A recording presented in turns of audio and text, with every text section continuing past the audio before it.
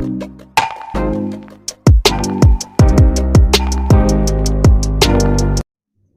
दोस्तों, मैं मनोज सेता लेकर आया हूँ आपके लिए ज्योग्राफी के टॉप 20 क्वेश्चन, जिसमें हम आज बात करेंगे पार्ट 3 की।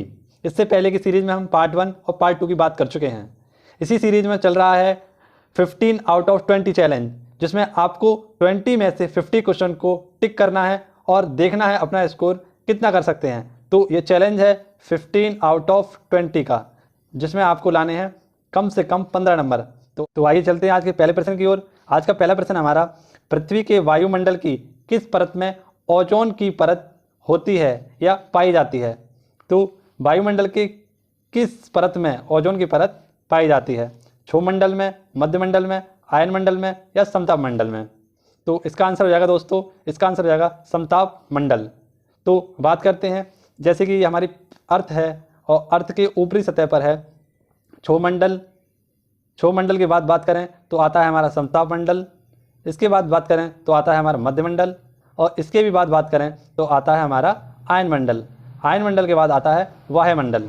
तो कुल मिलाकर पृथ्वी के तल से 5 प्रकार की परतें पाई जाती हैं, जिसमें क्षोभमंडल में सभी मौसमी घटनाएं पाई जाती हैं, जबकि समताप मंडल में ही हमारी ओजोन परत पाई जाती है, जो कि परावैंगनी किरणों, सूर्य से आने वाली परावैंगनी किरणों को रोकता है, जो कि काफ़ी हानिकारक होती हैं। दोस्तों, आशा करता हूँ ये क्वेश्चन आपको समझ में आया होगा। ऐसे ही आगे सारे क्वेश्चनों की मैंने एक्सप्लेनेशन की है, जो कि आपकी कम्पिटिटिव एग्जाम के लिए काफ़ी हेल्पफुल हो सकती है। तो बने रहिए हमारे साथ वीडियो के अंत तक। चलते हैं नेक्स्ट क्वेश्चन की ओर। नेक्स्ट क्वेश्चन हमारा,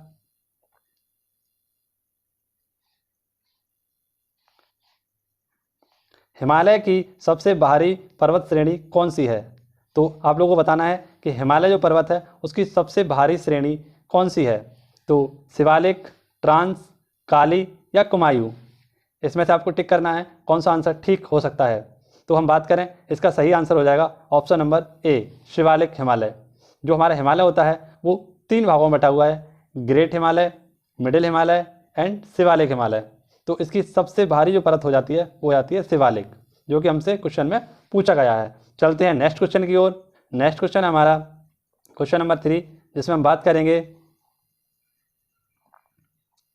भारत में गैंडों का प्राकृतिक निवास कहाँ है? तो बताना है आपको, जो भारत में गैंडे हैं उनका प्राकृतिक निवास कहाँ पर है? भरतपुर में, गिरिवन नेशनल पार्क में, काजीरंगा नेशनल पार्क में या नीलगिरियों की पहाड़ी में? तो इसका आंसर हो जाएगा दोस्तों, आंसर नंबर सी, काजीरंगा, जहाँ पर एक सूंड वाले भी गैंडे पाए जाते हैं। अगर हम बात करें गिरिवन नेशनल पार्क की, तो गिरिवन नेशनल पार्क में एशियाटिक लॉयन पाए जाते हैं, जबकि पन्ना टाइगर रिजर्व में पाए जाते हैं हमारे टाइगर। पन्ना टाइगर रिजर्व जो कि मध्य प्रदेश में स्थित है, इसमें टाइगर पाए जाते हैं। चलते हैं नेक्स्ट क्वेश्चन की ओर। तो नेक्स्ट क्वेश्चन हमारा क्वेश्चन नंबर 4, इसमें हम बात करेंगे भारत में एकमात्र सक्रिय ज्वालामुखी बैरन आइसलैंड कहाँ स्थित है? तो आप लोगों को बताना है सक्रिय ज्वालामुखी जिस पर स्थित है वह बैरन आइसलैंड कहाँ पर स्थित है? अंडमान द्वीप समूह में, निकोबार द्वीप समूह में या लक्षद्वीप में या मिनिकॉय में? तो आप लोगों को बताना है इसका आंसर क्या होगा।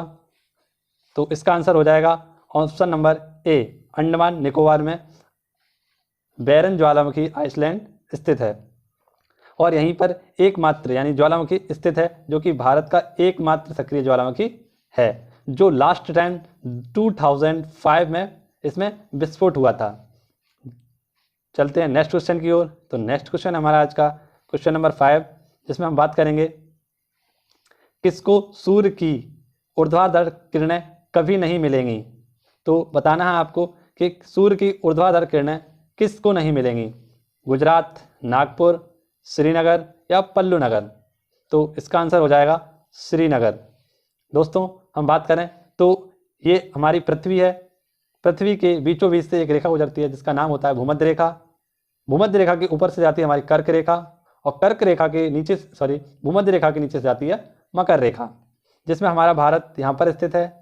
जबकि हम सूर्य की बात करें तो सूर्य की जो किरणें आती हैं वो इन्हीं तीनों रेखाओं पर सीधी पड़ती हैं, या यूँ कहें ऊर्ध्वाधर पड़ती हैं, जबकि भारत हमारा यहाँ स्थित है तो इसकी तिरछी किरणें ही यहाँ पर पड़ पाती हैं श्रीनगर पे। तो इसका आंसर हो जाएगा श्रीनगर।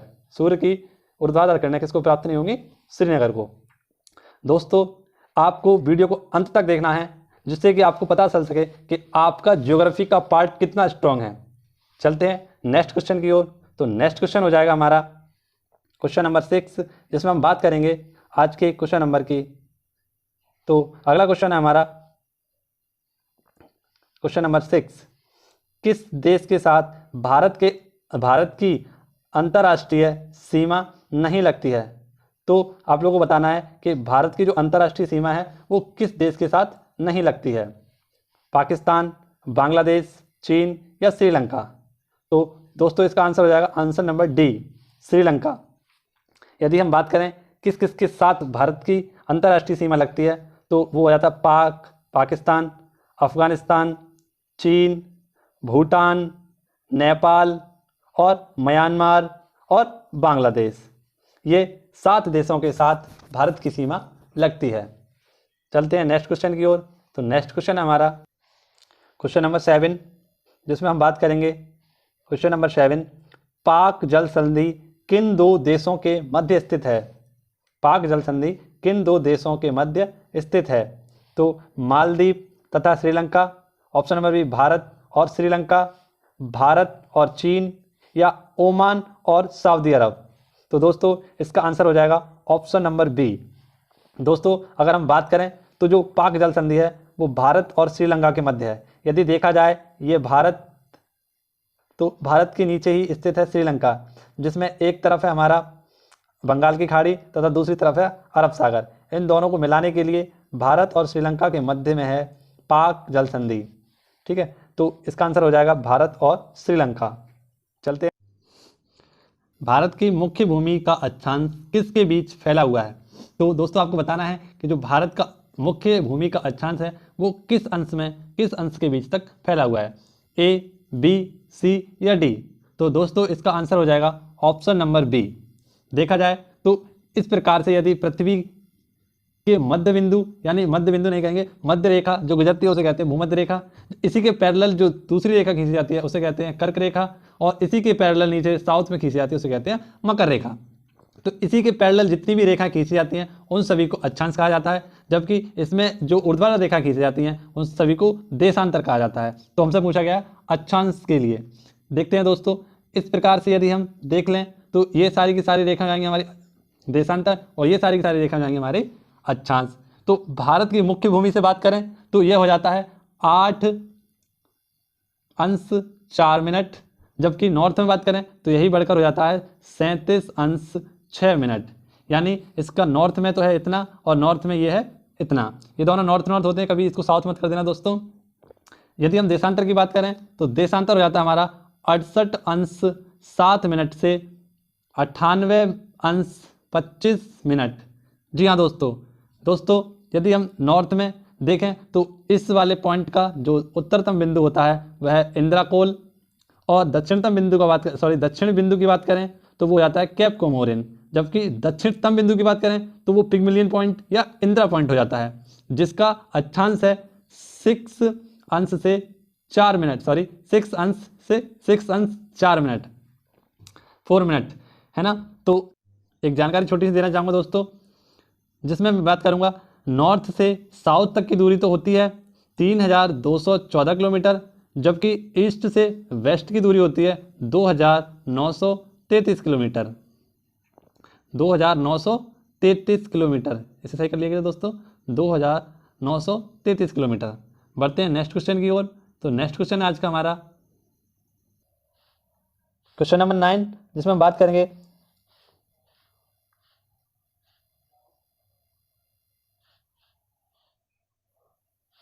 भारत का मानक समय ग्रीनविच मध्य रेखा के किस समय से कितना आगे है। यानी जो ग्रीनविच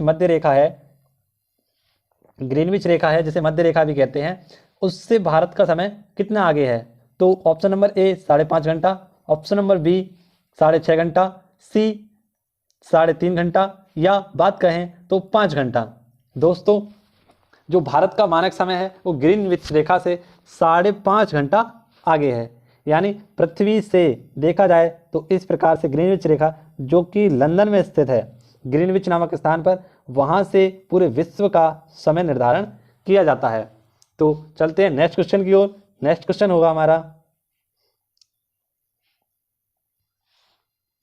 क्वेश्चन 10, जिसमें हम बात करेंगे राज्यों के किस समूह के साथ नागालैंड की साझी सीमाएं स्थित हैं। यानी जो नागालैंड की साझी सीमाएं किन किन राज्यों के साथ हैं। तो option number A Arunachal Pradesh, Assam, Manipur. Option number B Bihar, Sikkim, Assam. Option number C Manipur, Assam, Tripura. या option number D Assam, Arunachal Pradesh, Meghalaya. तो इसका राइट आंसर हो जाएगा option number A Arunachal Pradesh, Assam, Manipur. यानी जो नागालैंड की साझी सीमाएं हैं वो 3 राज्यों के साथ हैं, अरुणाचल प्रदेश, असम और मणिपुर। दोस्तों अगर इसी के आधार पर अन्य फैक्ट की बात करें तो जितने भी पूर्वी राज्य हैं उनको जाना जाता है 7 सिस्टर के नाम से। यानी 7 सिस्टर का एक ग्रुप है जिसमें 7 राज्यों को रखा गया है, जिसमें अरुणाचल प्रदेश, नागालैंड, मणिपुर, मिजोरम, त्रिपुरा, मेघालय स्थित हैं। जी हाँ दोस्तों, याद रखिएगा जो 7 सिस्टर स्टेट्स हैं इसमें सिक्किम शामिल नहीं है। इसी प्रकार की नई और अन्य रोचक तथ्यों को जानने के लिए मेरे साथ बने रहिए और वीडियो को अंत तक देखिए। अंत तक के सारे क्वेश्चन आपके सभी कॉम्पिटिटिव एग्जाम के लिए काफ़ी महत्वपूर्ण हैं, तो बने रहिए वीडियो के अंत तक। चलते हैं नेक्स्ट क्वेश्चन की ओर। आज का नेक्स्ट क्वेश्चन है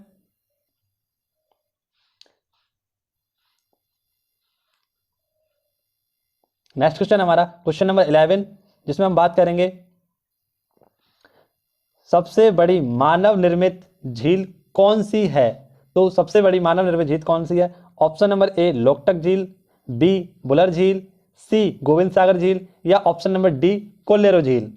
तो दोस्तों अगर हम बात करें सबसे बड़ी मानव निर्मित झील यानी जो कृत्रिम झील है, आर्टिफिशियल झील है, वो है गोविंद, यानी ऑप्शन नंबर सी गोविंद सागर झील। आइए बात करते हैं कुछ अन्य झीलों की, जैसे लोनार झील स्थित है महाराष्ट्र में।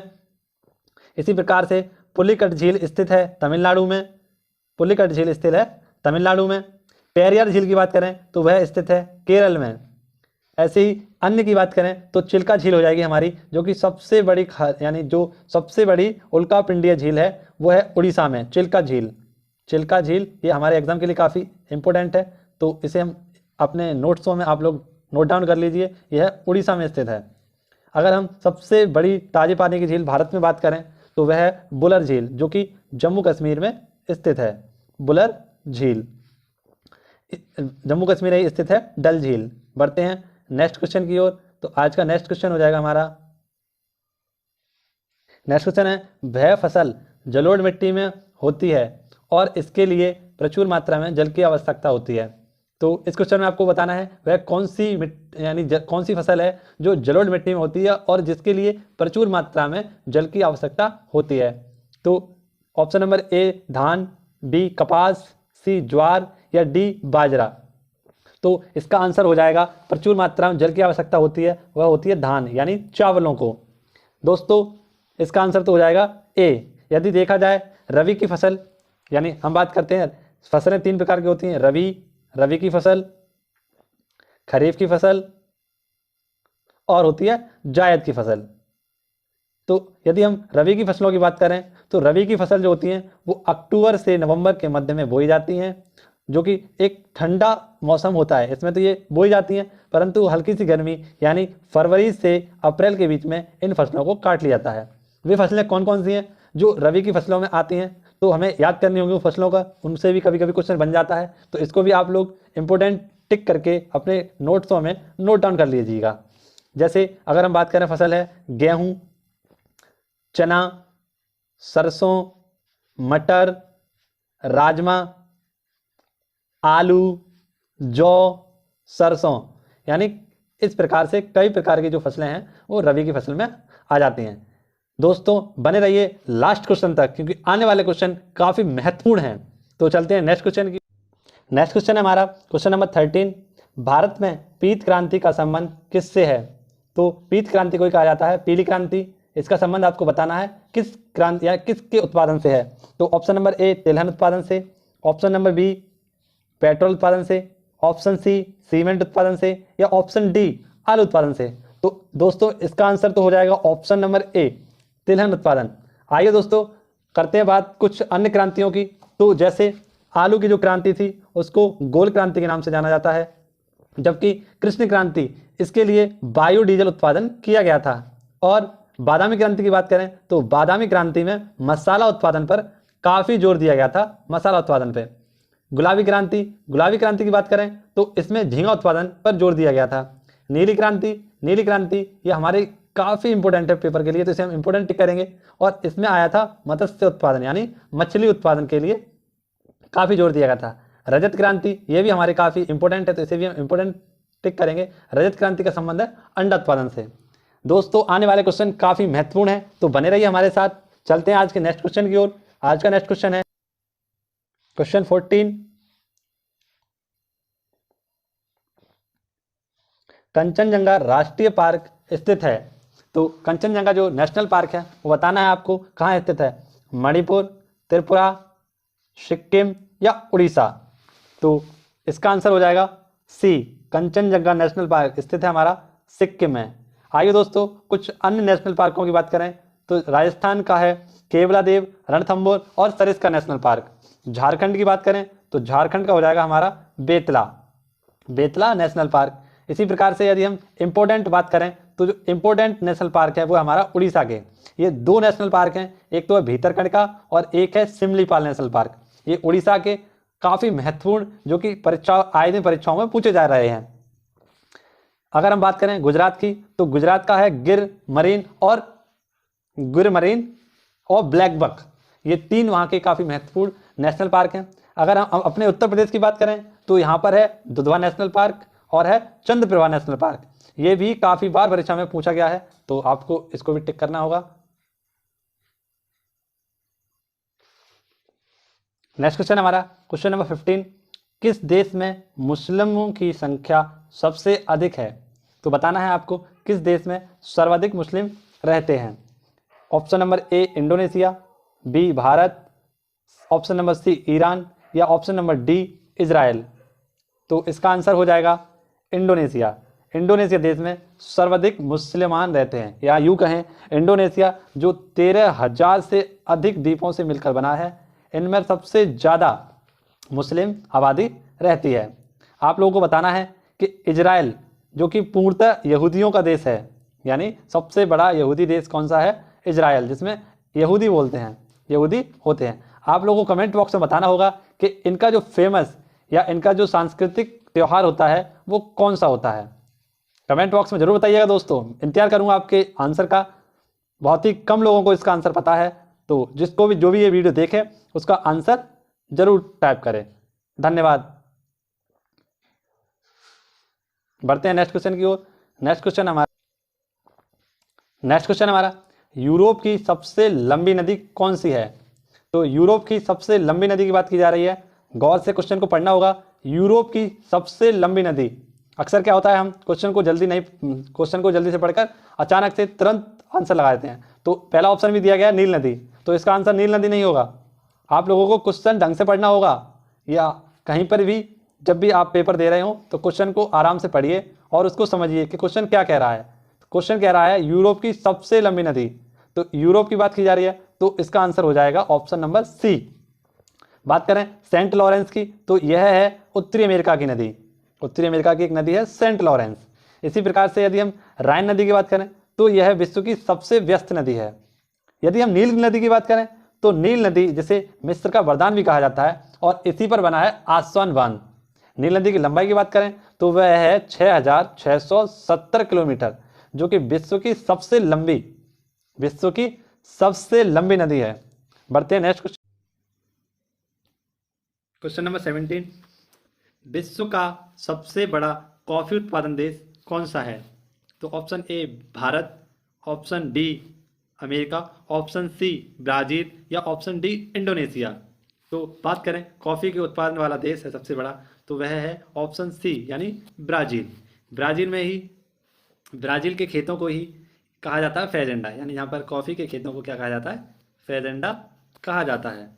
बढ़ते हैं नेक्स्ट क्वेश्चन की ओर। नेक्स्ट क्वेश्चन जो आने वाला क्वेश्चन है आपकी प्रतियोगी परीक्षाओं के लिए काफ़ी महत्वपूर्ण है और यह परीक्षक का सबसे प्रिय प्रश्न है।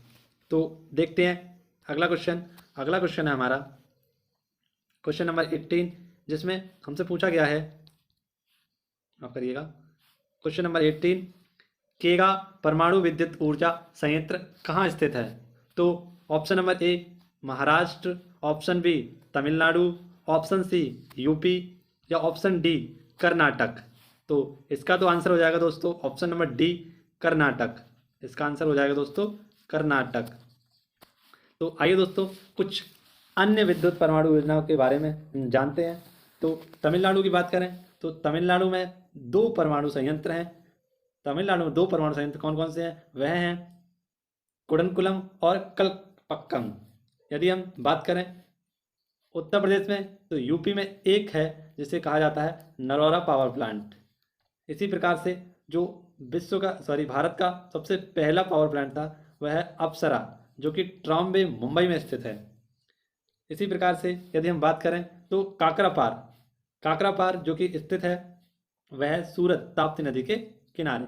ये हमारी परीक्षाओं के लिए काफ़ी महत्वपूर्ण है। तो आपको इन सभी क्वेश्चनों को अपनी एक डायरी में अलग से नोट कीजिए, क्योंकि ये परीक्षा में काफ़ी महत्वपूर्ण साबित हो सकते हैं।